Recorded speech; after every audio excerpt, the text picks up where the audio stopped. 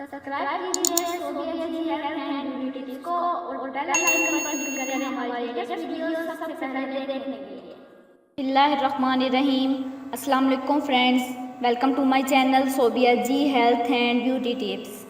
Sobia ji health and beauty tips में नई video के साथ हाजिर हूँ। उम्मीद करती हूँ आप तमाम दोस्त बिल्कुल ठीक होंगे। आज की वीडियो में मैं आपको अपर लिप्स के बालों के खात्मे के लिए बहुत ही आसान सा तरीका बताऊंगी। ख़वातीन के चेहरे पर बाल गैर मतवाज़िन हार्मोन्स या मरूसी वजूहात की बिना पर होते हैं। अपर लिप्स पर बाल होना आम बात है।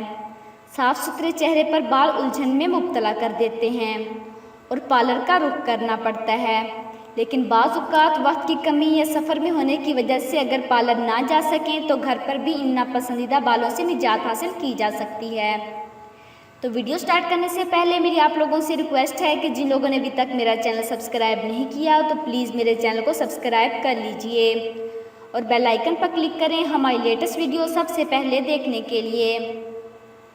तो चलते हैं आज के नुस्खे की जानिब। एक लीमू को निचोड़ लें, उसका रस निकाल लें, उसमें एक चाय का चम्मच शक्कर मिला लें, चेहरे को धोकर साफ़ कर लें और इस मिक्सचर को अपर लिप्स पर लगाएं और हल्का हल्का सा मसाज करें।